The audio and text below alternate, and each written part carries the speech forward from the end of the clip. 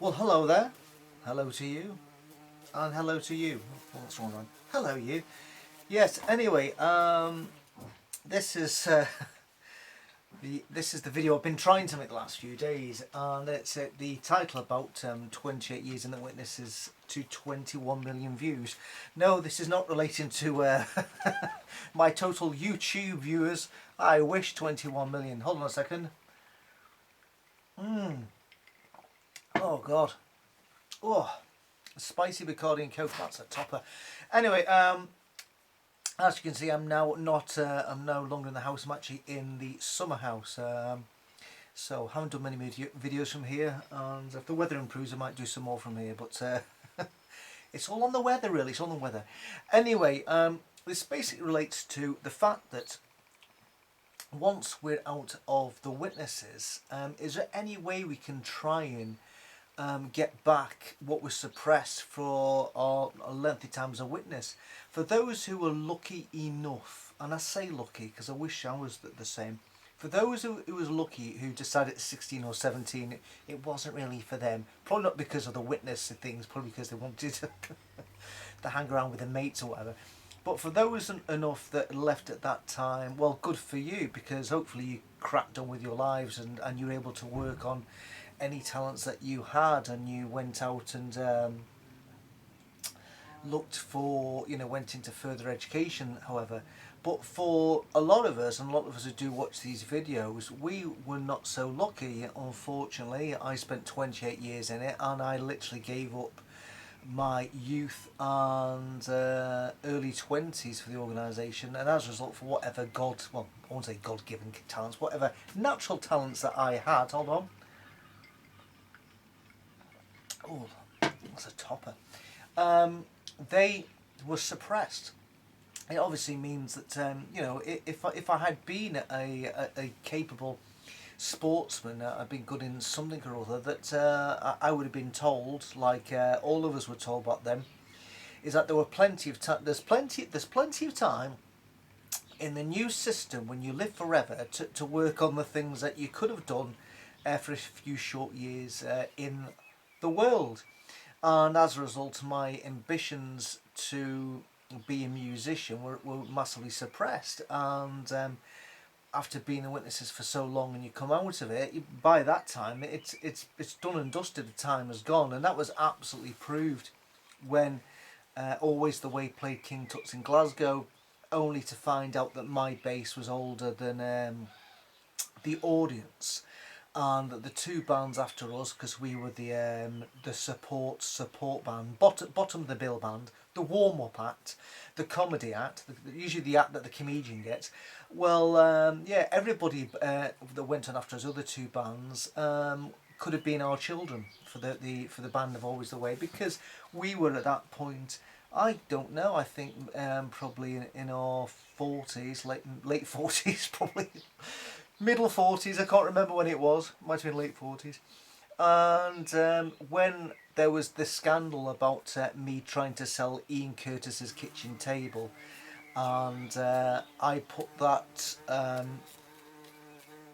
when I put it on eBay, and I actually put, for the second time I tried to sell it, I was trying to sell it to buy the band's some recording equipment, so that we could try and pick up from where we lost for all those years that we lost. And then some twat said, "Oh my state, have a look at the age of these guys." So of course it's the same again, age goes against you, because by that point nobody's going to take a bunch of musicians who literally look like they should be now going to bed with the slippers, and with a glass of milk. And that was that. So unfortunately, for a lot of us, when it comes to trying to get back what we lost being witnesses, we can't. If you were a talented sportsman or sportswoman, you can't. If you academically could have done something, it's very hard to say to the family, right, I'm going back to further education, going on to university, being a very, very, very, very mature student, and they're going, well, where's the income gonna come from? Oh, well, that'll come in time when I qualify. Yeah, but what are you gonna do for the next 5 years? Unfortunately, you get down to the point where you have financial commitments, mortgage to pay, bills, car bills, blah blah blah blah, and you can't just all of a sudden jack in some maybe job you shouldn't really be doing, because in the real world you probably had the capabilities to have done so much more. And unfortunately that got completely suppressed, being a witness, when you only came out with the qualifications of how to clean windows and argue with people on doors or be a public speaker. Well, for some of us, obviously, because some of us were terrible public speakers. But you know, that's the way it is. And so that's why I think it's hard for a lot of witnesses, despite what Kim Sylvia has said when she did this video with the Capitan. She's probably going to watch this video, but what Kim said about all of us need to try and, you know, somehow deal with what's happened and moved on with our lives. It's really, really difficult.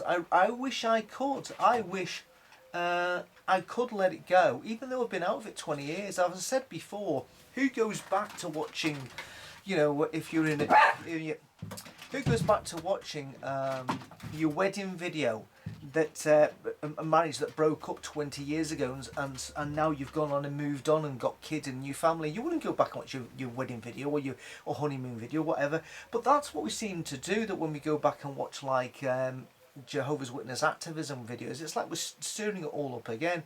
And Kim says that maybe it's not healthy for us to do that, and I think it especially helps people who've just left the witnesses. It may be the deciding factor in realising there is a lot of nonsense. But for those who realised that a long time ago, why are we going back to it? The problem I have personally is that I get the witnesses thing rubbed in my face, because when I go out driving, I pass the Kingdom, you know, several Kingdom halls, you know, near enough every day. Well, at least one a day, not several Kingdom halls in one day. And I just can't stand seeing that JW.org symbol. It just really does my head in. And of course, whatever past the Carters. So it's always there, and then that my family is still in it as well. I wish I could move on it. If I didn't see the witnesses, they never came to my door, my family weren't witnesses, I think I probably would have moved on a lot better than I have done. But needless to say, I have constant reminders. And I also, when I do my videos, which I'm going to do one about the Tower of Babel, I think that's the next one I want to do actually. What I found interesting is that I finally read the Bible for the very first time, and I absolutely surprised myself that how I never personally saw that the first time I read it. And I find it psychologically really interesting that I never saw the truth of what those scriptures told us the first time.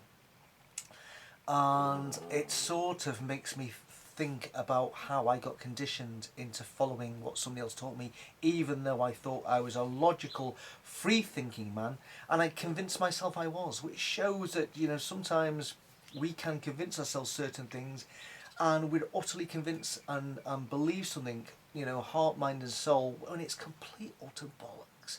And that's why I like doing it, because it just surprised me. I think, how did I not see this the first time? So I will probably continue to do those. However, the whole question about the 21 million views, you're thinking, what's he on about this time? Well, it's on about this. There's a thing called Google Maps, which I'm sure all of us have used from time to time. The reason why Google Maps is fantastico compared to the maps that you get in your car, because maps in your car is, you know, if you want to go to some place, you have to put in the postcode.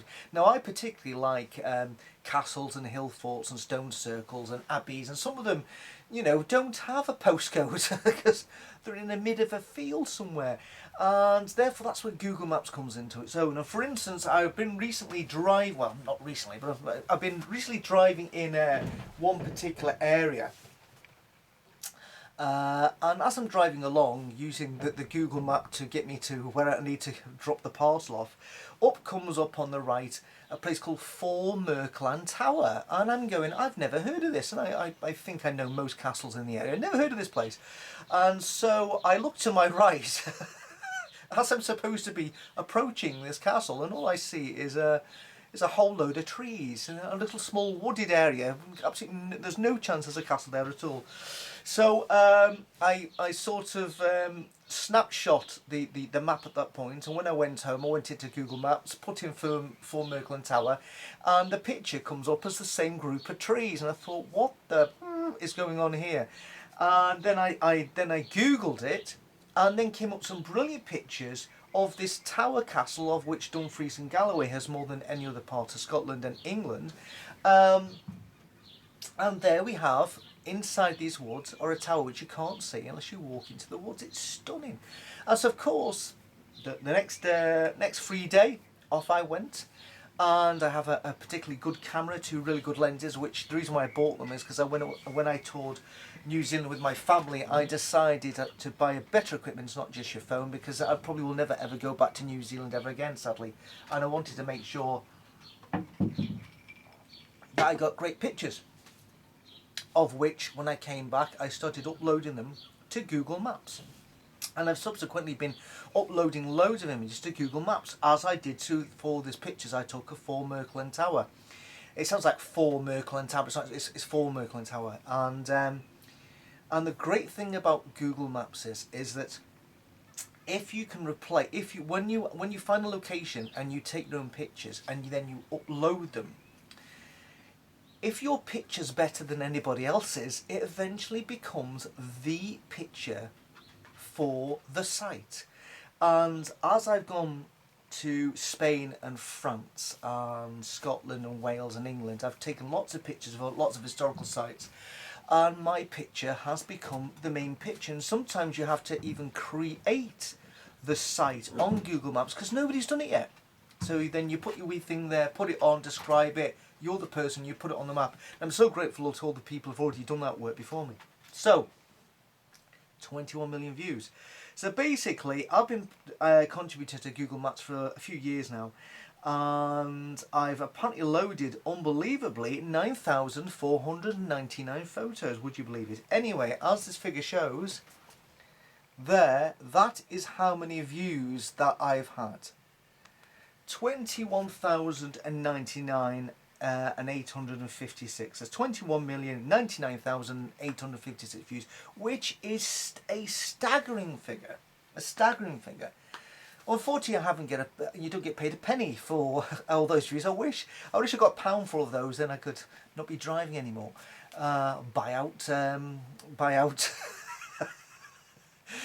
out somebody's land where somebody broadcast from the wanker.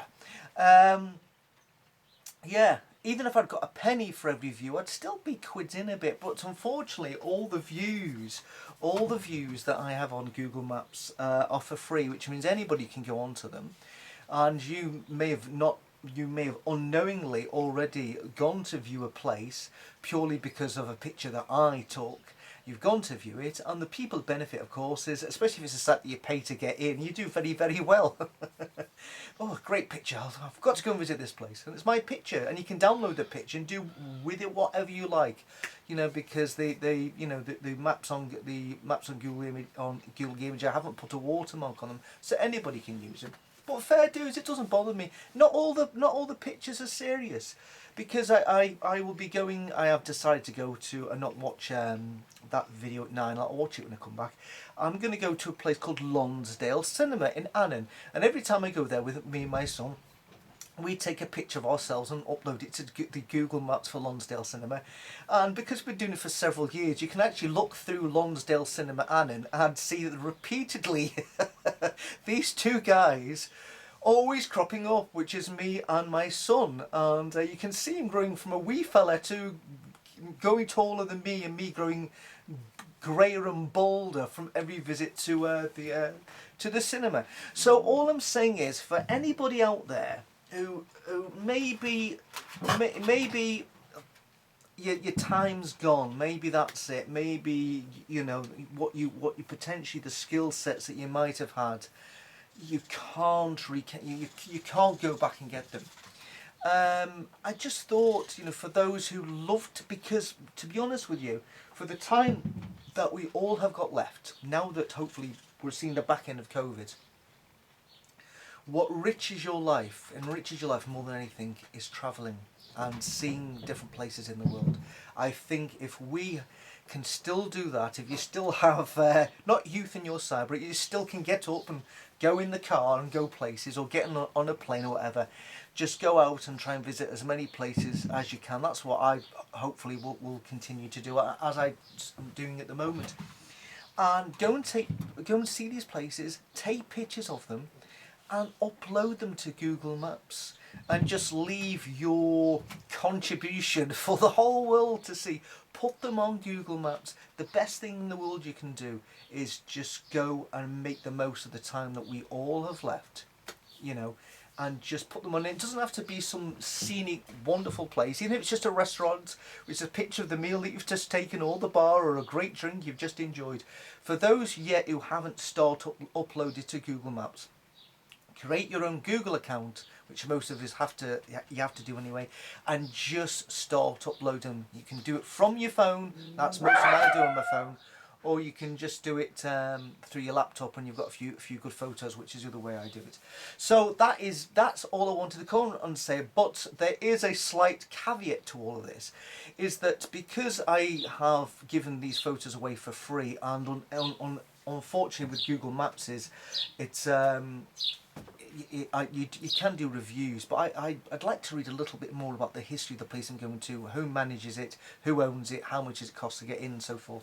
So I've decided to create, the last few months, a Facebook site called Scotland Beautiful and Historic, and and everywhere I go now, I upload photos, a few photos plus a brief description of where it is, who manages the site, and a little bit of history in my photos. And apparently I think it's about 350 people now like it, and in time, if it takes off, I'm hoping to then go and video some of these places and set up a YouTube site as well, because I'd love to be able to do that, instead of just doing videos about witnesses and the organ grinder. I'd like to do something which has a more positive spin than witnessy stuff, which to me is more negative than positive. And I want to try and get more people to come and visit southwest Scotland, because the majority of people who've ever been to Scotland seem to think you get to Gretna and you head north, and Scotland, the real Scotland, only starts once you get past Loch Lomond and get to the Trossachs and head up that way. There's the real Scotland. Wrong! Go to Gretna, turn left, and if you go down, turn left, it's a place called Dumfries and Galloway. Whereupon, although we're only across the Solway from a place called the Lake District, you can go to Lochs, where you'll be the only person there. You'll have your own drive-in, there you go, the whole bit. You can't do that in the Lake District, and you certainly can't do that in the Lochs just north of Glasgow, like Loch Lomond, for instance. My God. The problem with the Lake Districts is too close to all the Lancashire cities. Problem with Loch Lomond and that, it's too close to Glasgow. Where I stay, our nearest city is in England. We've got no near cities at all. So Dumfries and Galloway, it's a wonderful place to come. It's unspoilt, and I try to highlight more of those areas because they're just on the doorstep more than anything. But I do highlight other places too, because I went to the Orkney Islands last year for about a week, and it was fantastic, despite the weather being a bit dodgy. So anyway, I'm going to put a link in the description for all those who would like to, all those who are interested in coming to Scotland. I'll give you some ideas of where you can visit, which aren't the usual tourist destinations. And also for those who already live in Scotland, maybe they think, actually, I've never been to southwest Scotland before, because most people don't never think of going south. It's always people think of going north to the Highlands, but the south it's absolutely unspoilt. It really is. It's a beautiful place. As I spend 3 days driving in it every day, I should know what I'm talking about. Anyway, that's it. I'm off. I'll put this video up, and I think when I'll be back now, because I've got my nephew's cousins and my nephew's son and daughter. Hello, Dougal. Come and say hello to everybody. Say hello. Yes, this is Dougal. Oh, Dougal Woogle. Oh, ho, ho, ho. Right, go away. And they're coming to stay for the weekend, so I will be back. After that, probably, I may do a late night video tonight, depending on how this video goes down. I may be doing an after midnight video, just depending on if I watch it and I'm utterly shocked. I'm prepared to be actually to watch it and just shake my head and go, that was opportunity in this. Anyway, enjoy the rest of your day. So it's a goodbye to Dougal. It's a goodbye from you. It's a good yes, Dougal. This is come here, Dougal. Here's you. oh, come here. And of course, it's a goodbye to you. And it's a goodbye. Come here. Oh, come on, go away. And it's a goodbye from me as well. Enjoy the rest of your day. Hope you remember to watch that video tonight at 9 o'clock. I've already put the link in the other description. And hopefully, it'll be something worth watching. But I have my doubts. Anyway, bye bye, bye bye, bye bye.